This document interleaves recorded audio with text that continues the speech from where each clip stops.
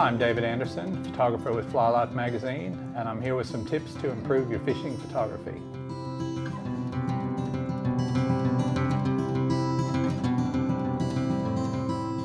One of the best bits of advice I ever heard regarding photography was to take the reader with you.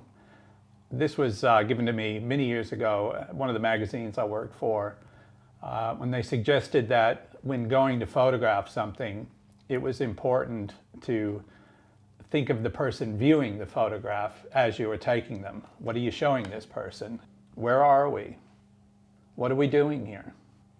What's this story about? Just a fish? Just you with a fish? The landscape? The weather? The beer you had at breakfast? So what that is about is telling a story with your photographs. And that leads me to my next piece of advice, which is to tell a story with your photographs.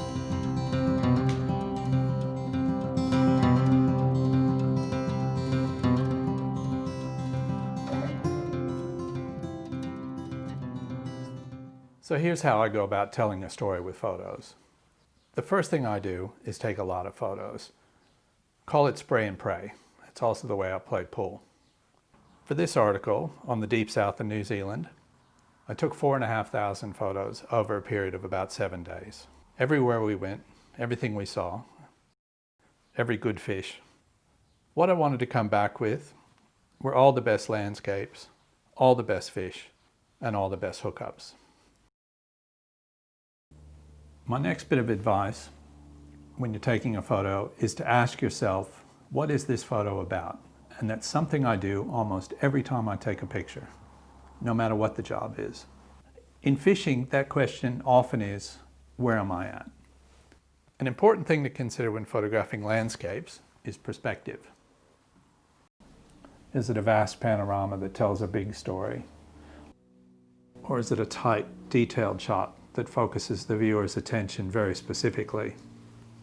Or maybe it's somewhere in the middle. Maybe it tells two stories, a little bit about the landscape and a little bit about the subject. This shot includes just enough of the landscape to reveal the size of the water we're fishing. It shows the pools and the runs, all the interesting bits in between. But it's not so vast that you can't see the pools or the runs or the interesting water in between. This is a vast landscape shot on a very wide-angle lens that shows a beautiful stream snaking through the valley. Pete's standing in the shot for me to give it scale and perspective. It's still a big landscape, but you get a sense of the size of the river. Coming in closer, we know exactly how big the river is, though we've lost the perspective of it winding through the paddock. Ideally, you need both of these shots to tell that story.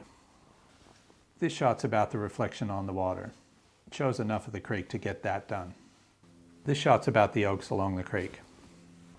Sometimes the story really is more about the landscape than the fishing, even in a fishing magazine. And typically I'll step right back sometimes, if the scene warrants it, and try and just to have enough angler in it, again to give it scale, but not so much that it distracts from the landscape. Here, at these twin waterfalls, I've come in a little bit closer, because I want to show both the waterfalls and the fact that it's on a smaller stream. This shot really is about this unique pool, and I've framed it tight enough to just be about the pool.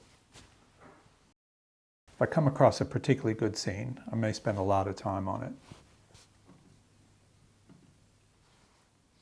I also sometimes cheat a little bit. If we're walking along the river and I come to a particularly nice spot, like this one, with the clouds and the amazing light over the mountain range in the background, even though we were done fishing, I asked Andrew to stand in for me one more time and just get a shot on the way out.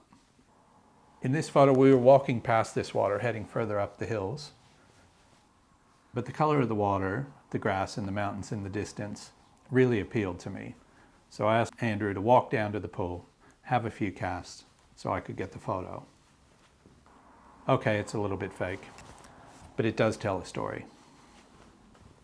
Another story I need to tell when doing these articles is the story of the water itself.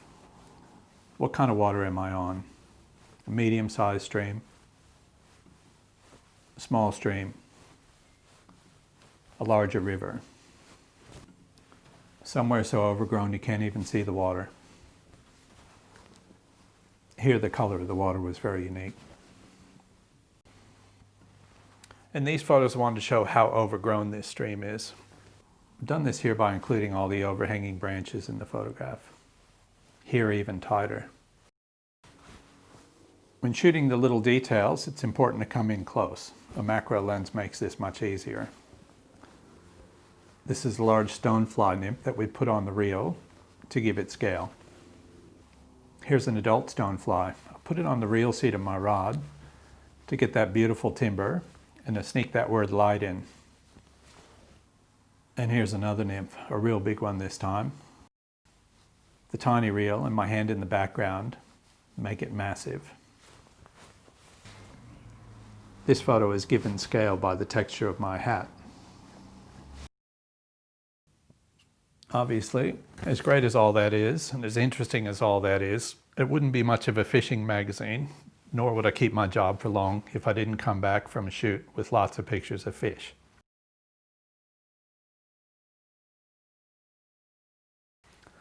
So anytime a fish is hooked, I'm after the hookup shot.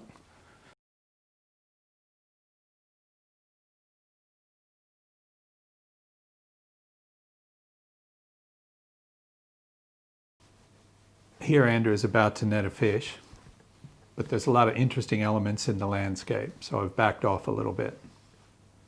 In this photo I've gone a little bit wider to show more of the fairly extraordinary surrounds. It's important when photographing hookups to be ready. Here we'd spotted a fish, and Al's lined it up for a bow and arrow cast, presented the fly, had the take, and then brought the fish to hand. All this happened in seconds. Once a fish comes to hand, its well-being and safe return to the water becomes most important. And with that in mind, when I shoot pictures of fish, the business end of things, I'm very, very quick. So the current thinking on photographing fish is to keep them wet. And a great place to photograph a fish is in the water.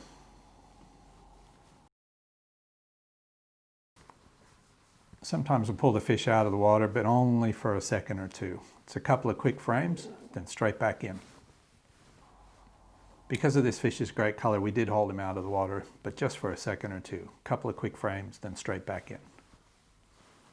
Another reason to keep a fish in the water might be its condition. Here, the biggest fish I caught on the trip is not in very good condition. Unfortunately, it's a bit slabby. With that in mind, that same fish held a bit underwater or shot from above can still be quite impressive. This fish is also in slightly poorer condition, so focus more on its head. Here's a better fish, but it still looks great held under the water. When I hooked this fish, I was by myself, and so with nobody to hold it, I found a bit of shallow water, laid it down, quickly got a frame, then quickly let it go. Here I've come in very close to get the reflections and the amazing blue color on the fish's cheeks. This fish is in great condition, so I just got a couple of quick snaps and let it go. Here I've got the amazing yellow flowers in the background, a very happy angler, and a big solid trout. The release was dramatic. Obviously, as fly fishermen, we're a little bit snobby about our tackle, and we like to include it in photos. I'll say this as politely as possible. Do not put the rod in your teeth and do not put it behind your head. That looks ridiculous. But if you lay it down in some shallow water, you can position the fish to very quickly get a photo of both. Putting a bit of an angle on that shot can make it more interesting.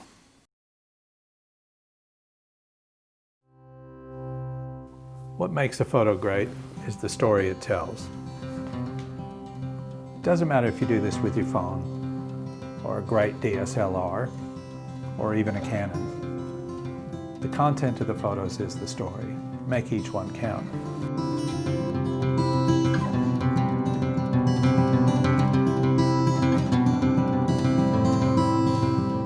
Thank you, and I'm looking forward to seeing some great photographs from you.